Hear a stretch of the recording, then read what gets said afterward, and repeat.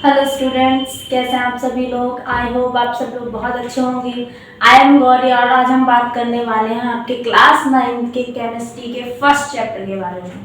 इससे पहले आपको और भी लेक्चर्स दे दिए गए हैं। आज हम पढ़ेंगे बाष्पन तथा कथन में अंतर से आगे। ठीक है, इससे पहले के लेक्चर्स अगर आप लोगों ने नहीं देखे हैं तो आप लोग देख लीजिए, वरना आपको समझ में आगे का आएगा बट इतना अच्छे से नहीं आ सकता है। ठीक है, तो आपको पहले वो लेक्चर्स देखने हैं, उनको क्लियर करना है, उसके बाद इसको देखना है। आप फिर इसको देखेंगे तो आपको बहुत ही अच्छे से कॉन्सेप्ट क्लियर होगा। आपको घबराना नहीं है, आपको बहुत अच्छे से सारे कॉन्सेप्ट्स क्लियर कराएंगे। तो चलिए चलते हैं आपके आज की क्लास की तरफ।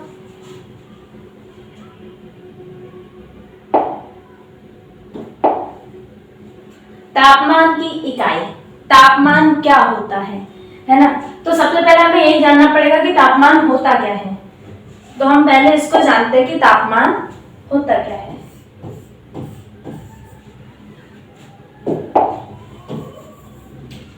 तापमान यानी टेम्परेचर, है ना। सबसे पहले हम इसको जानते हैं, तापमान किसे कहते हैं ये जानेंगे तो आपको अच्छे से समझ में आएगा।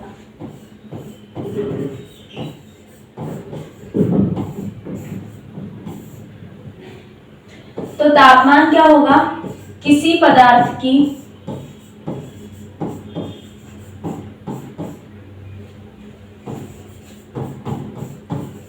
ठंडक या गर्मी की माप, है ना। क्या होगा, किसी पदार्थ की ठंडक या गर्मी की माप, उसको मापना क्या कहलाएगा, आपका तापमान कहलाएगा, यानी टेम्परेचर कहलाएगा।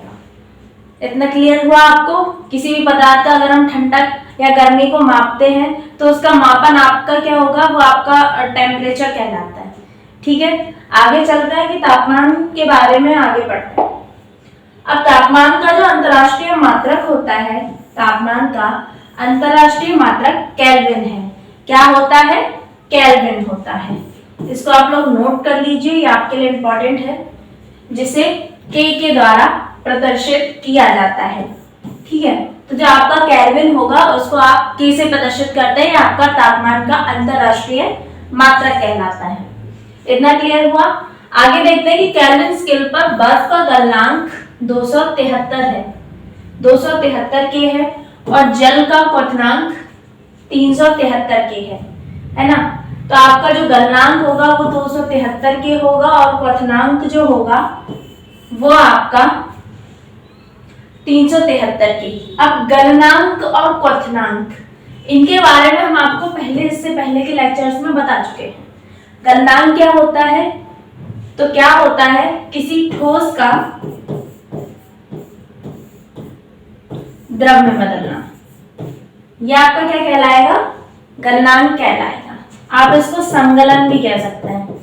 संगलन और गलनांक एक ही होता है। ठीक है, अब द्रव का गैस में बदलना, ये जो आपका ठोस था, ठोस को हमने द्रव में बदला, फिर द्रव से जब वो गैसीय अवस्था में आता है तो वो आपका क्या कहलाता है, क्वथनांक।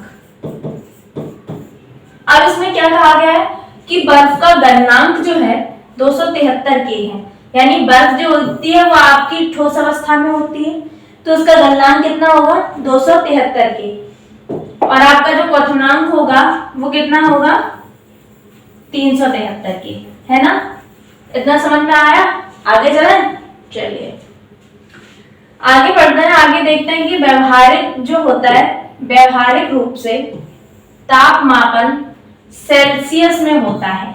किसमें होता है, सेल्सियस में होता है, यानी इसको सेल्सियस में मापा जाता है। अब ताप के सेल्सियस स्केल पर बर्फ का गलनांक 0 डिग्री सेल्सियस होता है। यहाँ पर क्या था कि जो आपका, अगर हम केल्विन में बात करें तो 273 के था। अब बर्फ का गलनांक जिसमें अगर सेल्सियस में पूछा जाए तो आपका कितना होगा, 0 डिग्री सेल्सियस। आगे देखते हैं, आगे है आपका कि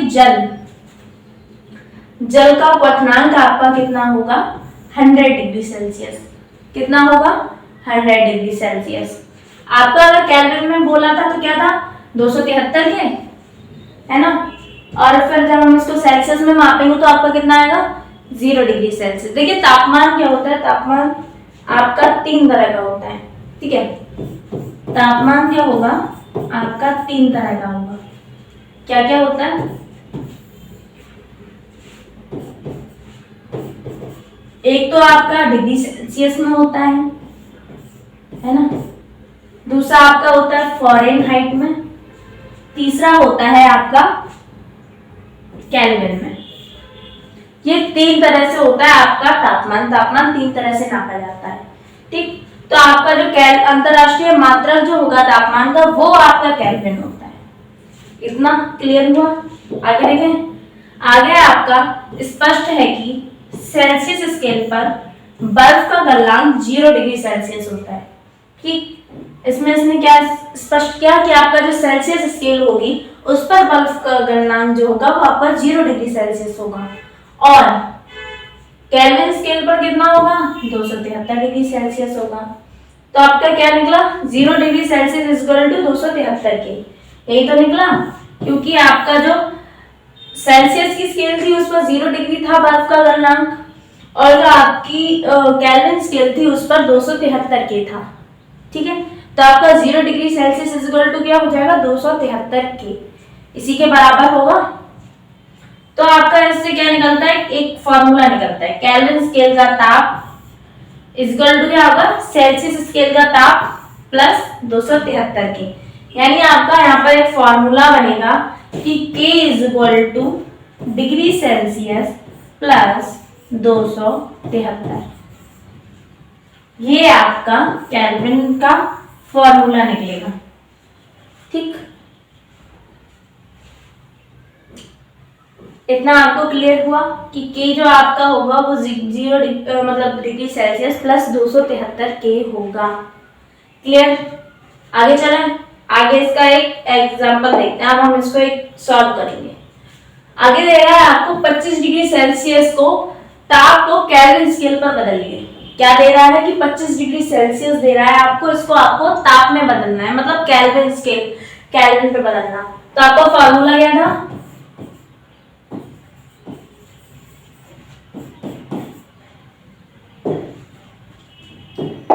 आपका फॉर्मूला क्या था बच्चों, बताइए हमको।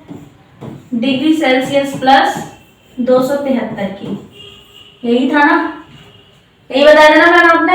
हाँ मैम यही बताया था। ये आपका क्या हुआ, K is equal two degree Celsius plus 273 की। अब हमें क्या करना है कि इसको केल्विन में बदलना है। आपको दिया है कि 25 डिग्री सेल्सियस, इसको आपको केल्विन में कन्वर्ट करना है। आपको केल्विन में इसका ताप कितना होगा ये आपको बताना है। तो चलिए देखें, ठीक है। क्या है, डिग्री सेल्सियस का ताप आपका दे रहा है 25 प्लस 273, है ना, यही है ना। आगे चलें, आगे जब हम इसको प्लस करेंगे तो आपका कितना होगा, 8।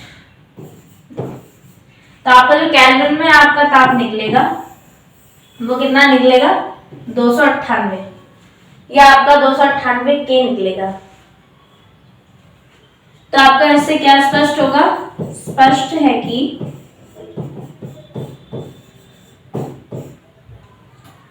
सेल्सियस स्केल पर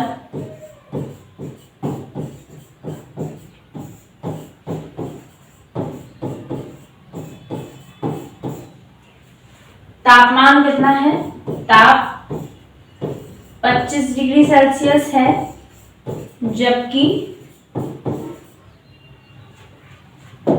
क्या है आपका, जबकि आपका केल्विन स्केल पर, जबकि केल्विन स्केल पर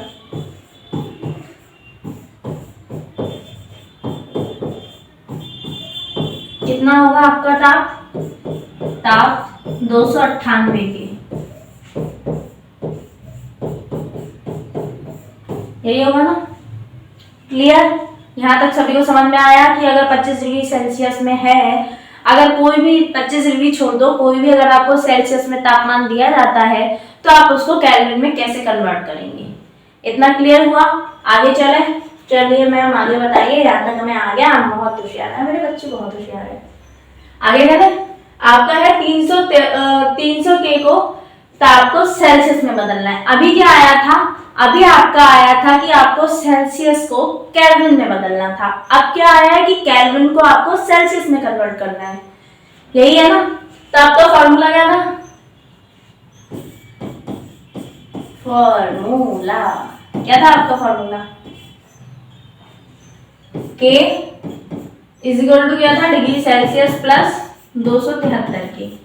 अब यहाँ पर आपको के नहीं निकालना है, के आपको दिया गया, आपको क्या निकालना है, सेल्सियस में निकालना है। तो जब आपको सेल्सियस में निकालना है तो हम क्या करेंगे, तो जब सेल्सियस में degree Celsius is equal to क्या हो जाएगा, के माइनस 273, यही है ना। ये प्लस में थे 273, पक्षांतर करेंगे इधर आएगा तो ये माइनस का हो जाएगा।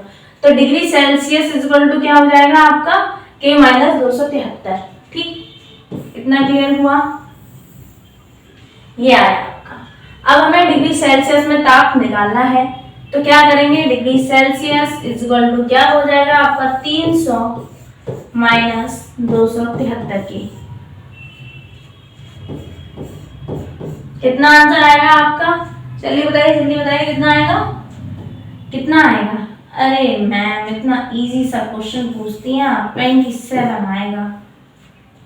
कितना आएगा, 27 है ना, क्योंकि यहाँ पे हम इसको माइनस करेंगे तो फिर 7 आएगा, 9 में से 2 को माइनस किया तो 7 को माइनस किया तो 2 आएगा, तो आपको कितना आएगा 27। ठीक, डिग्री सेल्सियस में आपका कितना आया तापमान, 27। क्लियर हुआ आपको यहाँ तक। आपको केल्विन जो होता है वो आपका ताप का अंतरराष्ट्रीय मात्रक होता है। फिर हमने क्या पढ़ा कि जो आपका बर्फ का गलनांक जो होता है वो सेल्सियस में कितना होता है और केल्विन में कितना होता है। फिर हमने इससे केल्विन का आपको फॉर्मूला बताया, केल्विन से आप सेल्सियस में कैसे बदलेंगे, सेल्सियस से आपको केल्विन में कैसे बदलना है। इतना क्लियर हुआ। फिर आगे चलते हैं। चलो आगे क्या है, आगे आपको दिया गया निम्नलिखित में से कौन से पदार्थ हैं, इनमें आपको बताना है, आपको कुछ दिया गया है और आपको नाम उनमें बताना है कि आपको कौन कौन से पदार्थ हैं, कौन कौन से नहीं हैं। फर्स्ट क्या दे रहा है आपका, कुर्सी। कुर्सी है या नहीं है या नहीं है। क्यों है मैम, क्यों है, क्योंकि इसलिए है क्योंकि आपने स्टार्टिंग में क्या पढ़ा था कि द्रव्यमान क्या, सॉरी आपका क्या होता है, पदार्थ होता क्या है। आपको इसमें क्या पूछ रहा है, कौन कौन से पदार्थ हैं, है ना। क्वेश्चन क्या है कि कौन कौन से पदार्थ हैं, आपको पहले यही जानना पड़ेगा कि पदार्थ होता क्या है। ठीक, तो पदार्थ क्या होता है, पदार्थ में दो चीजें होती हैं, एक तो आपका क्या हुआ द्रव्यमान प्लस स्थानीयता।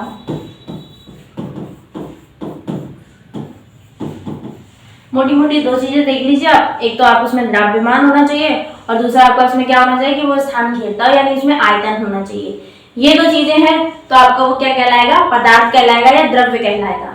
इतना समझ में आया। अब द्रव्यमान क्या होता है, द्रव्यमान होता है आपका पदार्थ की मात्रा। क्या होता है, पदार्थ की मात्रा। ठीक है, क्लियर हुआ सभी को। पदार्थ क्या होता है हमने जान लिया, आप पढ़े। अब आगे देखते हैं कि आपका फर्स्ट है आपका क्या है, कुर्सी। तो कुर्सी क्या है आपका, ठोस अवस्था में है ना। कुर्सी ठोस होती है, ठोस अवस्था में होगी तो उसमें कुछ ना कुछ द्रव्यमान होगा और वो स्थान भी घेरेगी। तो ये आपका क्या हो जाएगा, ये पदार्थ होगा या नहीं होगा, अरे होगा मैम, क्यों नहीं होगा। अब आया है आपका वायु। तो आप क्वेश्चन ये उठता है कि वायु, क्या वायु हो सकता है पदार्थ, बताइए बताइए, हो सकता है या नहीं हो सकता है, हो सकता है। कैसे हो सकता है, जैसे कि हम आपको एक एग्जांपल देते हैं। मान लीजिए आपने किसी भी गुब्बारे में हवा भरी, ठीक है, आपने गुब्बारे में हवा भरी तो वो क्या होगा, एक शेप ले लेगी।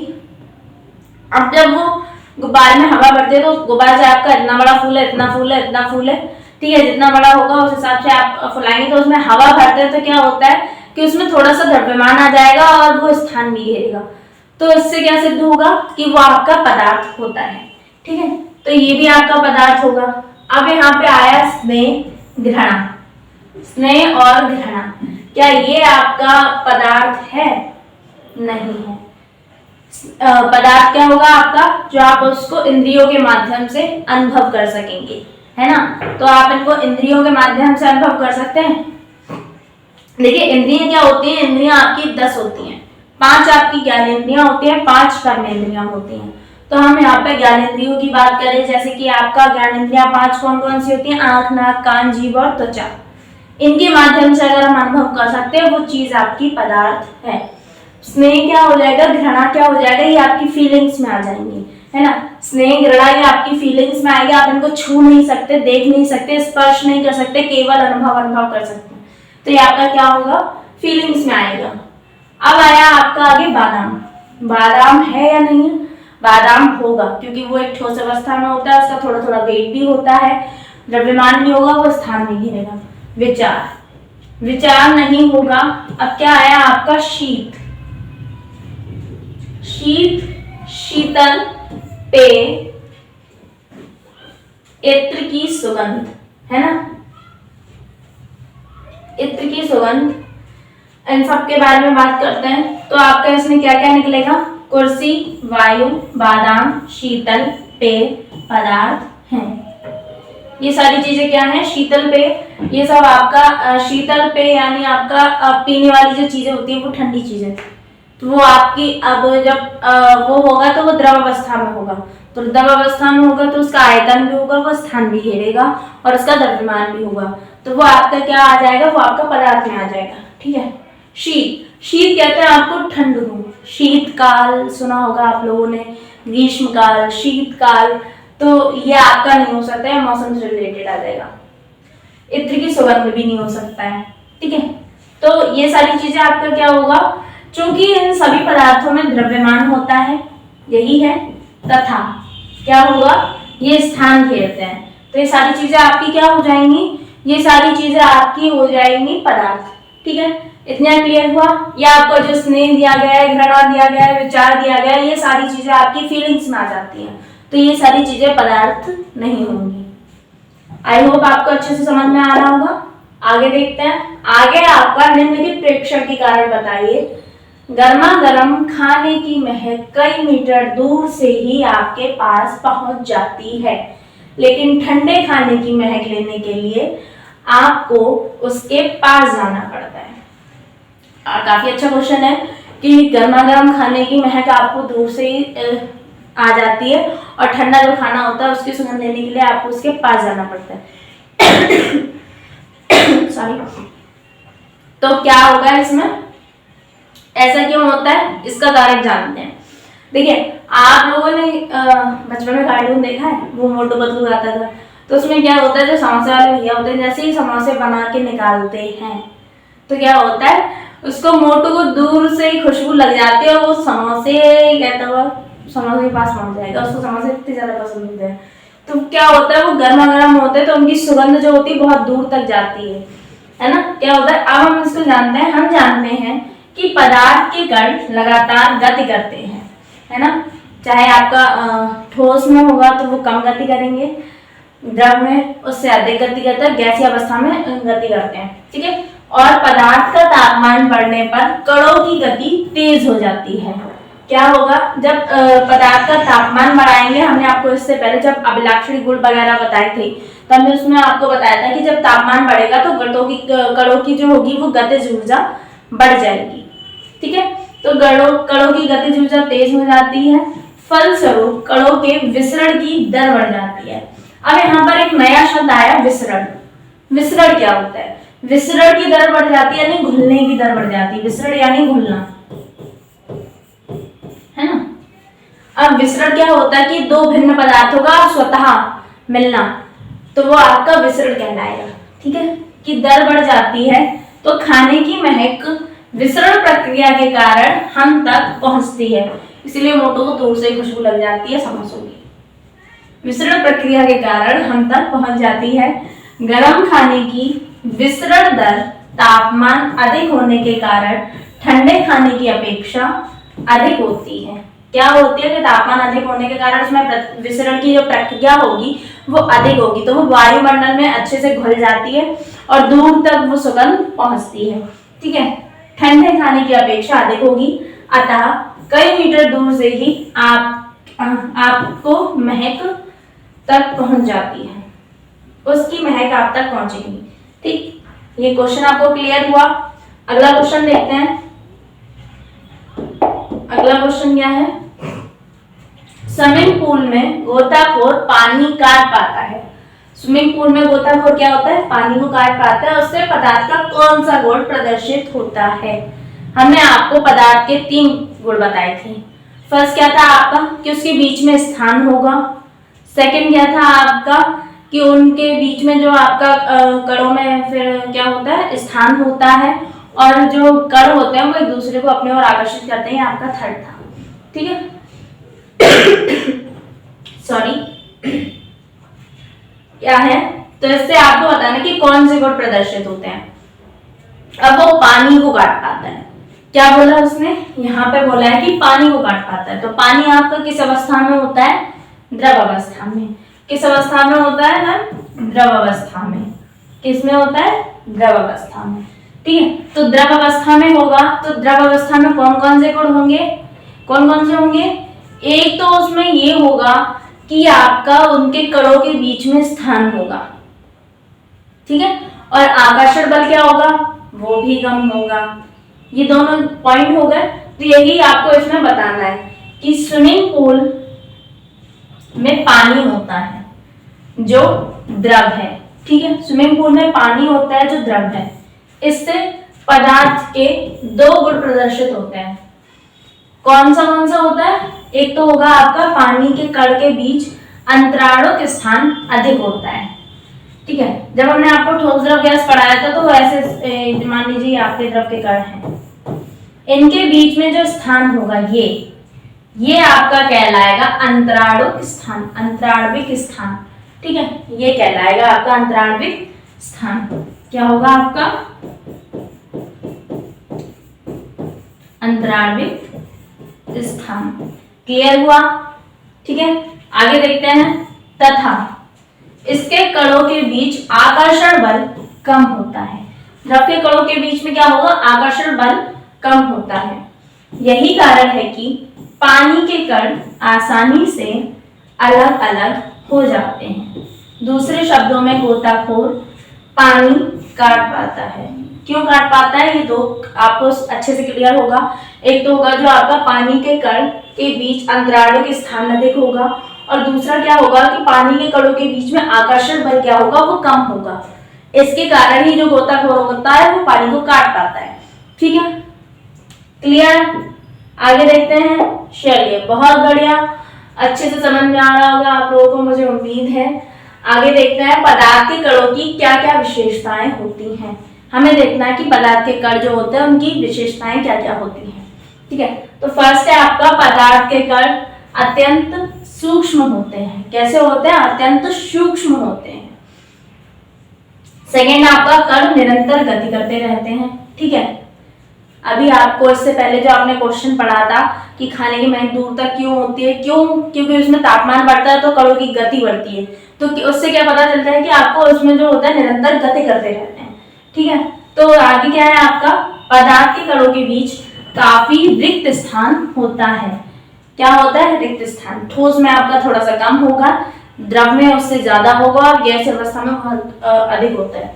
ठीक, तो पदार्थ के कण एक दूसरे को आकर्षित करते हैं। क्या करते हैं? आकर्षित करते हैं। ये सबसे ज्यादा ठोस अवस्था में ज्यादा होता है क्योंकि उसमें आकर्षण बल बहुत अधिक होता है। ठीक, आगे देखते हैं। आगे आपका पदार्थ के कण रिक्त स्थानों के कारण एक दूसरे में विसरित होते रहते हैं। क्या दे रहा है कि पदार्थ के कण रिक्त स्थानों के कारण एक दूसरे में विसरित होते रहते हैं, यानी घुलते रहते हैं। जैसे कि हमने आपको जब अभिलाक्षित गुणों में बताया था कि एक दूसरे में रिक्त स्थान होता है, इसको कैसे सिद्ध करेंगे। तो आप इसमें क्या था कि आप एक गिलास पानी में नमक या चीनी को घोलिए तो उसका आयतन नहीं बढ़ता है, तो उसमें क्या पता चलता है कि उसके जो कण होते हैं वो उसी में घुल जाते हैं। ठीक है, आपको एक क्लियर हुआ? एक बार चलिए आपको फिर से बताते हैं कि जो पदार्थ के कण अत्यंत सूक्ष्म होते हैं। सेकंड, कण निरंतर गति करते रहते हैं, यानी आपकी गतिमान अवस्था में रहते हैं। पदार्थ के कणों के बीच काफी रिक्त स्थान होता है। ठीक है, पदार्थ के कण एक दूसरे को आकर्षित करते हैं। पदार्थ की कण रिक्त स्थानों के कारण एक दूसरे में विसरित हो जाते हैं। क्लियर? इतना यहाँ तक सभी को क्लियर है? आगे देखते हैं कि आपका क्या है, 300 के तापमान को सेल्सियस में बदले। ये तो वही क्वेश्चन हो गया। चलिए एक बार इसको फिर से देख लेते हैं, कोई दिक्कत नहीं है। विद्या अभ्यासेन वर्तते। विद्या क्या होती है? अभ्यास से बढ़ती है। जितना आप अभ्यास करेंगे उतना ज्यादा अच्छी होगी, है ना।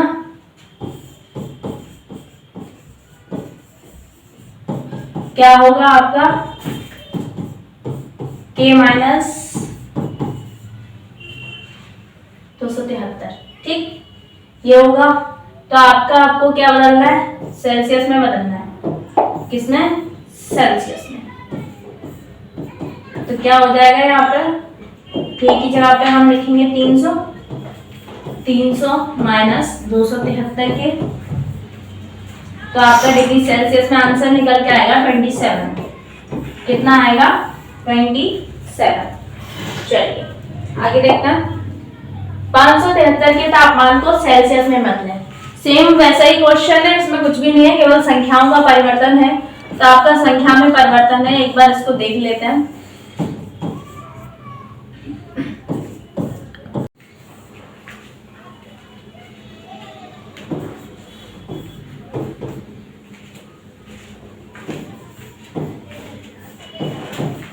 -573 माइनस 273 हो जाएगा आपका, ठीक है। अब जब सेल्सियस में इसका तापमान निकालेंगे तो कितना होगा? 3 से 3 को माइनस किया 0, 7 से 7 किया 0, यहाँ कितना आएगा?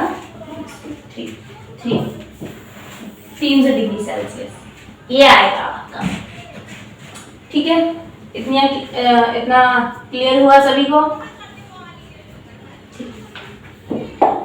आगे चलें। आगे देखते हैं आपका कि निम्नलिखित ताप पर जल की भौतिक अवस्था क्या होगी।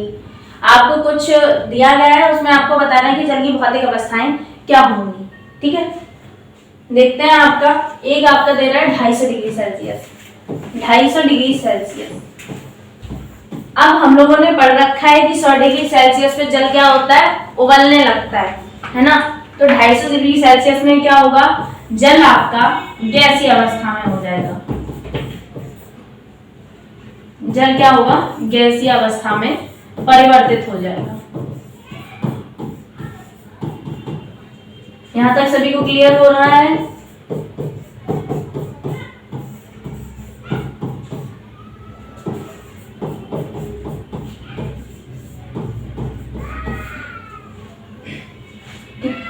अगला है आपका 100 डिग्री सेल्सियस। 100 डिग्री सेल्सियस पे जल होगा, उबलने लगेगा। तो आपका क्या होगा? जल द्रव तथा गैसीय अवस्था में बदल जाएगा। ठोस होगा वो आपका द्रव में बदलेगा, फिर गैसीय अवस्था में परिवर्तित हो जाएगा।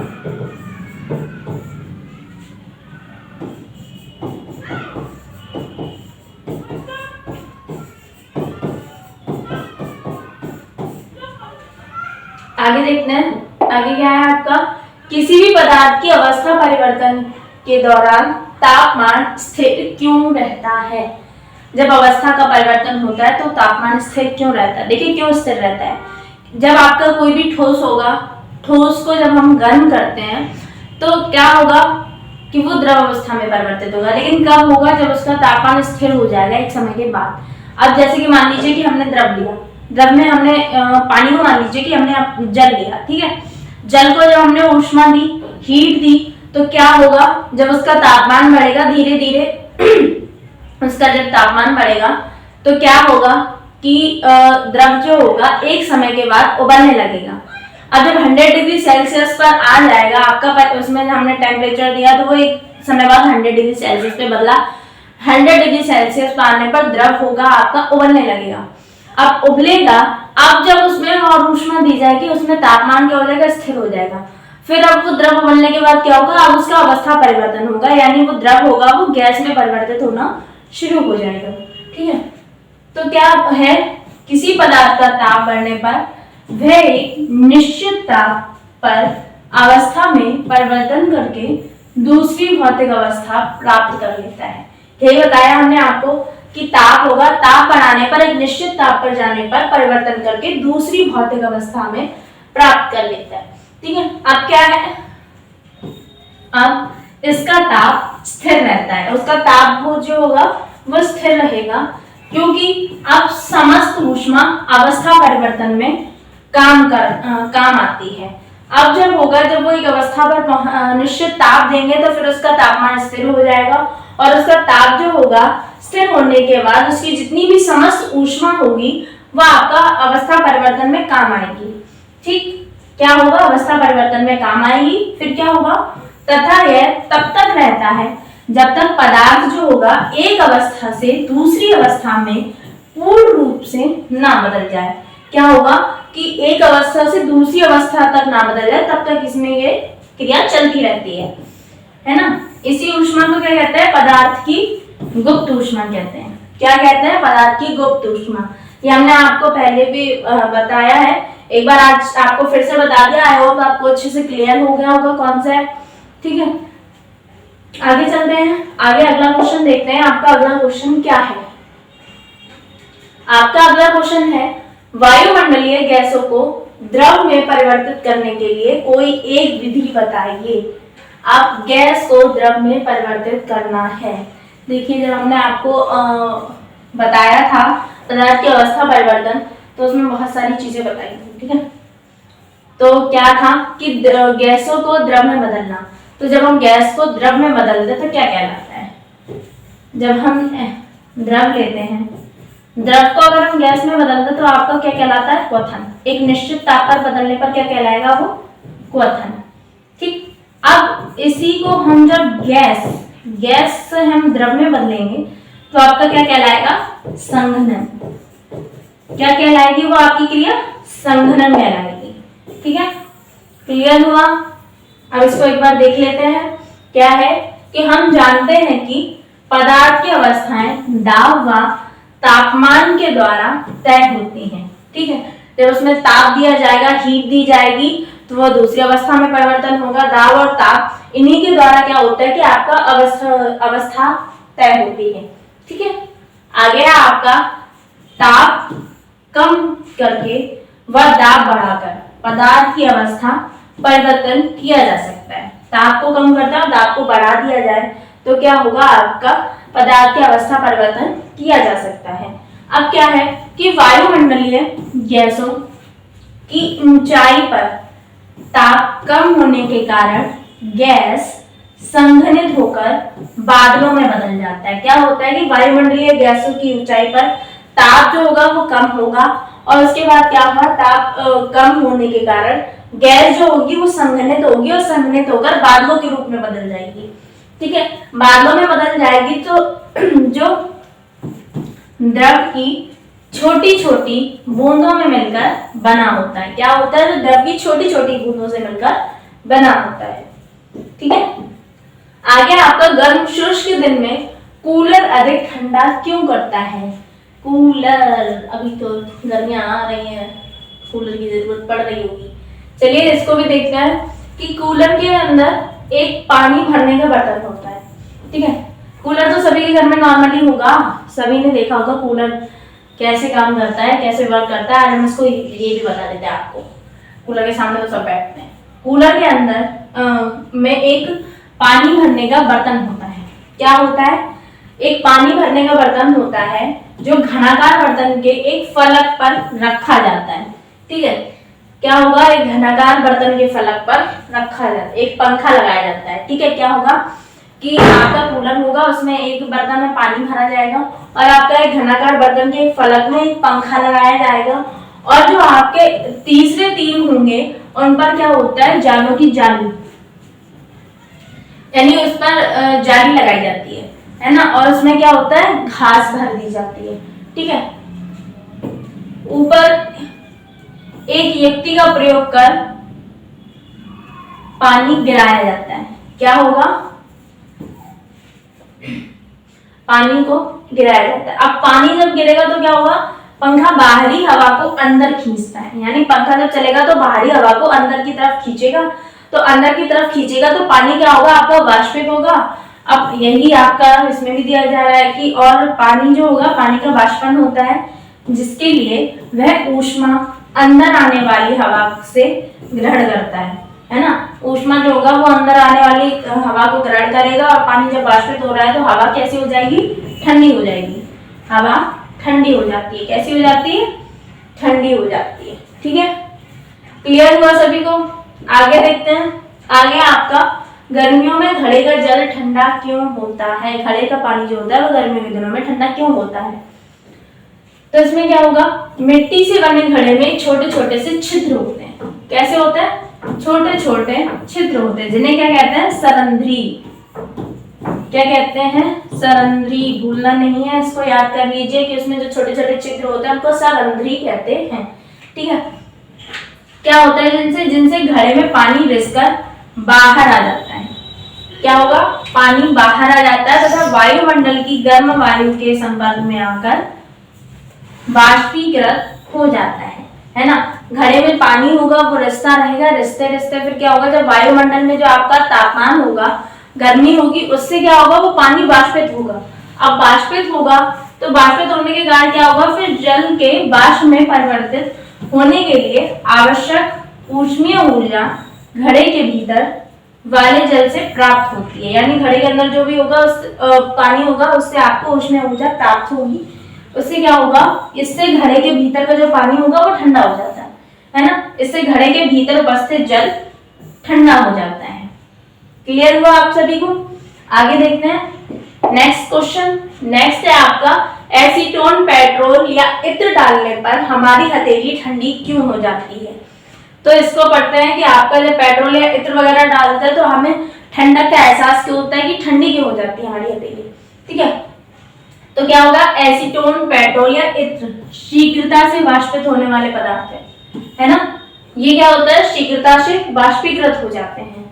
जब इन पदार्थों को हथेली पर डाला जाता है तो यह हथेली से ऊर्जा प्राप्त करते हैं। क्या करते हैं, ऊर्जा प्राप्त कर लेते हैं। इनको जब हम हथेली पे डालेंगे तो इससे क्या प्राप्त करेंगे, ऊर्जा प्राप्त करेंगे। फिर ये क्या होगा, ये वाष्पित होंगे, यही होगा। ये क्या होता है, फिर वाष्पीकृत हो जाते हैं, है ना। फिर क्या होगा, ऊर्जा जो होगी, ऊर्जा का ह्रास हो जाएगा और हमारी हथेली जो होगी वो ठंडी हो जाती है, इसीलिए हमें ठंडक का एहसास होता है। ठीक है, क्लियर हुआ आपको कैसे ये कैसे कार्य करता है। आगे देखते हैं। आगे आपका कप की अपेक्षा प्लेट में हम गर्म दूध या चाय जल्दी क्यों पी लेते हैं। यानी एक अगर इसको दूसरी तरह से देखें तो आपका ये होगा कि जो कप की अपेक्षा जो प्लेट में चाय या दूध होता है वो जल्दी ठंडा क्यों हो जाता है। तो क्यों हो जाता है कि कप, अब कप देखे, कप में होगा, अब जब उसको प्लेट में डालेंगे तो उसका क्या होता है, उसकी सतह का जो क्षेत्रफल होता है वो बढ़ जाता है ना। ये आपको हमने जब बाष्पीकरण बताया था, प्रावित करने वाले कारक, तो उसमें था आपका एक सतह का क्षेत्रफल। जब सतह का क्षेत्रफल बढ़ जाएगा उसका, तो उसमें क्या होगी, बाष्पीकरण की प्रक्रिया तेजी से होगी। देखते हैं इसको भी। बाष्पीकरण या बाष्पन एक सतही प्रक्रिया है। यही बताया भी मैंने आपको कि ये जो प्रक्रिया होती है वो सतही प्रक्रिया है। प्लेट की खुली सतह कप की सतह से अधिक होती है। क्या होती है, जो प्लेट की सतह होती है कप की सतह से अधिक होती है। ठीक है, तो क्या होगा, अतः प्लेट में दूध या चाय का बाष्पीकरण कप की अपेक्षा तेजी से होगा। क्या होगा, तेजी से होगा। तो ये क्या होता है, फिर जल्दी ठंडे हो जाते हैं। इसी कारण क्या होता है, जल्दी ठंडे हो जाते हैं। ठीक है, क्लियर हुआ आपको कि वो जल्दी ठंडा क्यों हो जाता है। आपको अच्छे से पढ़ना है, वो आपको अच्छे से समझ में आ रहा होगा। आगे देखिए। आगे आपका नेक्स्ट क्वेश्चन की, गर्मियों में हमें किस प्रकार के कपड़े पहनने चाहिए। तो हमें किस प्रकार के कपड़े पहनने चाहिए। देखिए गर्मियों में क्या होता है, आपको सूती कपड़े पहनने चाहिए, है ना। तो सूती कपड़े क्या होते हैं, जो आपके शरीर से पसीना निकलता है उसको अवशोषित कर लेते हैं। सूती कपड़े क्या होंगे, उसको अवशोषित कर लेंगे। फिर आपके वायुमंडल में क्या होती है, गर्मी होती है। गर्मी के कारण फिर जो वो क्या होगा, अवशोषित होगा। अवशोषित होगा तो फिर क्या होगा, हमारे शरीर को फिर ठंडक का एहसास होने लगता है। जब भी हवा लगेगी तो फिर ठंडक का एहसास होता है। चलिए इसको भी देख लेते हैं। आपका गर्मियों में हमें सूती कपड़े पहनने चाहिए। कैसे कपड़े पहनने चाहिए, सूती कपड़े। ये बताया ना मैम ने अभी आपको। आगे है फिर आपका पसीने के बाष्पीकरण के दौरान पसीना हमारे शरीर या आसपास के से ऊर्जा प्राप्त करके वाष्प में बदल जाता है। कैसे में बदलेगा? वाष्प में बदलेगा, यानी वो बाष्पीकृत हो जाता है। ठीक है, फिर क्या होगा? बाष्पीकरण की गुप्त ऊष्मा के बराबर ऊष्मीय ऊर्जा हमारे शरीर से अवशोषित हो जाती है। क्या होगी? अवशोषित होगी। फिर क्या होगा? जिससे शरीर ठंडा हो जाता है ना। फिर क्या होगा? क्योंकि सूती कपड़ों में पसीने की अवशोषण जो होता है वो अधिक होता है। सूती कपड़ों में अवशोषण क्या होगा? अधिक होगा। ठीक है, इससे क्या होगा? इसलिए क्या होता है? हमारा शरीर पसीना इसलिए हमारा पसीना इसमें अवशोषित होकर वायुमंडल में आसानी से बाष्पीकृत हो जाता है। तो आपका क्या था कि इसमें किस तरह के कपड़े पहनने चाहिए? तो हमें सूती कपड़े पहनने चाहिए। क्यों पहनने चाहिए ये भी आपको बता दिया है। ठीक है, अब ये आपका लास्ट क्वेश्चन था। आई होप आप लोगों को अच्छे से समझ में आया होगा। आप लोग इसको अगर एक दो बार और देखेंगे तो आपको आसानी से कॉन्सेप्ट क्लियर हो जाएंगे। 2x पे डालिए, फटाफट से इसको एकदम से रिवाइज कर लीजिए दोबारा से। अच्छे से आप नोट्स बनाइए, इसको क्लियर कीजिए। आगे हम आपके लिए लेकर आएंगे इसकी एक्सरसाइज और उसके ऑब्जेक्टिव क्वेश्चन इस चैप्टर के। आई होप आप लोगों को ठीक से समझ में आया होगा।